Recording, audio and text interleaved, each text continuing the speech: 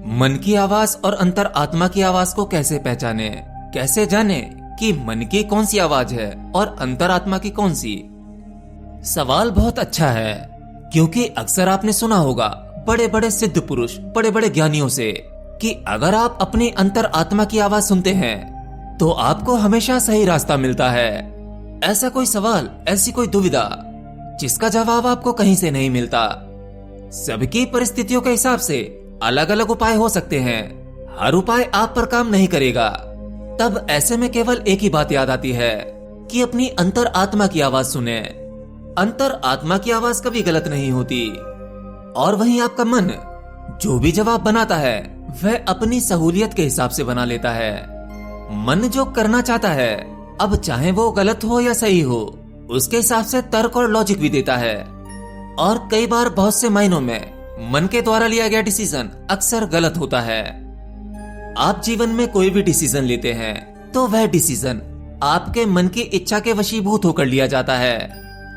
यानी आप अपने जीवन में कोई भी कार्य करना चाहते हैं या कोई भी इंपॉर्टेंट डिसीजन लेना चाहते हैं, वहां इतनी ज्यादा कंफ्यूजन हो जाती है, आप सही और गलत में डिफरेंशिएट नहीं कर पाते। मन आपको तरह तरह के प्रलोभन देता है, नए नए आइडियाज देता है, आपके गलत डिसीजन को भी बिल्कुल सही दिखाकर प्रस्तुत करता है। एक मन कहता है कि ऐसा कर ले, दूसरा मन कहता है कि ऐसा मत कर। अब इतने कंफ्यूजन में पता लगाना मुश्किल होता है कि कौन सी आवाज ऊपरी मन की है और कौन सी अंतरात्मा की। और किसी भी डिसीजन को लेने के लिए आप अपनी तरफ से जितना ज्यादा प्रयास करोगे, जितना ज्यादा एफर्ट करोगे, आपके लिए डिसीजन लेना उतना ही मुश्किल होता है। तो सबसे पहले तो आपको प्रयास रहित होना है, मतलब आपको शांत होना है। अगर आप अपने अंतर आत्मा की आवाज को पहचानना चाहते हैं, जो हमेशा आपकी सहायता के लिए तैयार है, तो आपको इसके लिए एक साधना करनी होगी। साधना कोई बहुत बड़ी नहीं है, इसे हर व्यक्ति कर सकता है। लेकिन इस साधना से पहले आपको अपने मन को समझना होगा।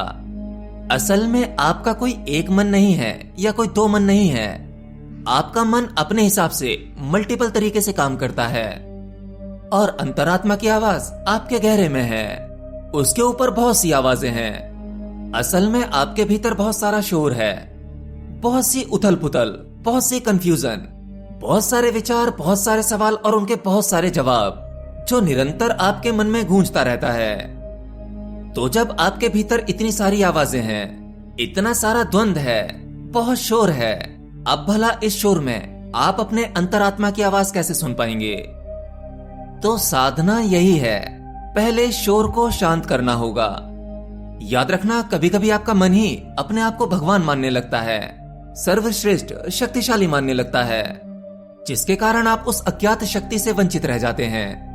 ये मन बड़ा बलवान है। जब आपके इस मन की शक्ति कमजोर होगी, तभी अंतर आत्मा की शक्ति ऊपर उठेगी।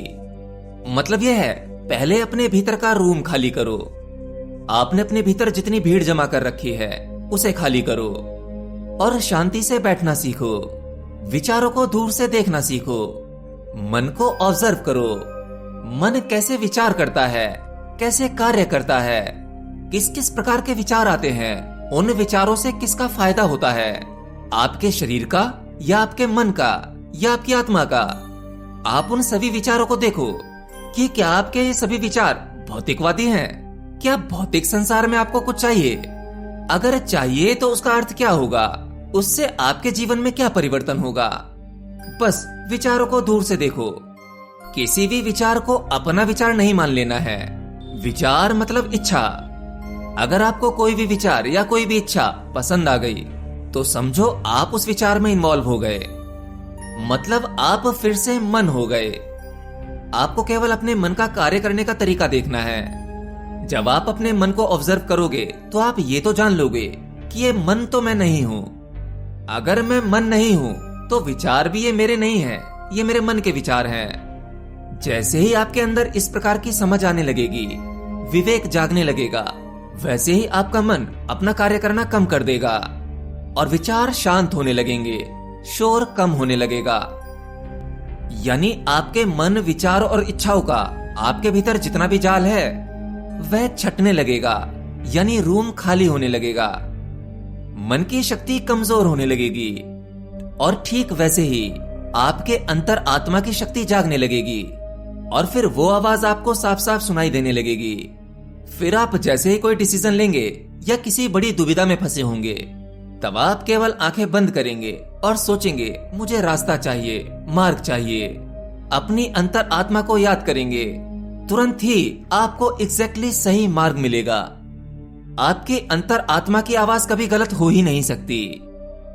जो सॉल्यूशन आपको वहां से मिलेगा, वो सॉल्यूशन आपको दुनिया में कोई नहीं दे सकता, क्योंकि आपके लिए क्या सही है और क्या गलत है, यह आपकी अंतरात्मा से बेहतर कोई नहीं जान सकता।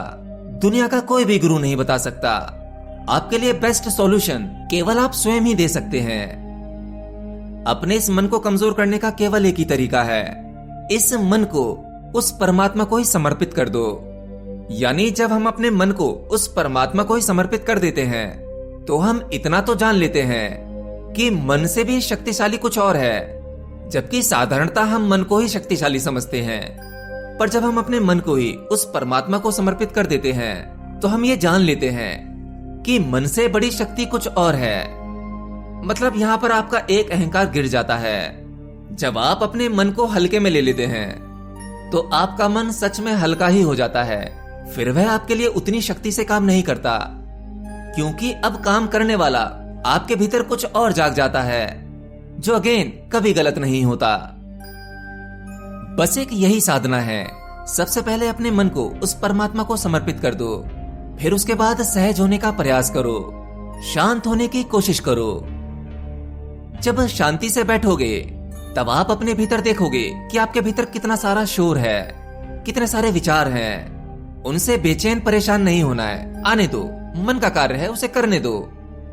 धीरे धीरे आपकी समझ बढ़ेगी और वो शांत होते चले जाएंगे। ये साधना आप कभी भी कहीं भी कर सकते हो। इसके लिए कोई खास विशेष नियम कानून नहीं है। जब समय मिले बस बैठ जाओ, आंखें बंद करो और टटोलो अपने भीतर। इससे आपके भीतर यानी आपकी अंतर आत्मा का वो प्रोग्राम एक्टिवेट हो जाता है, जो आपको परस्पर हर पल बिल्कुल सही मार्ग दिखाता है।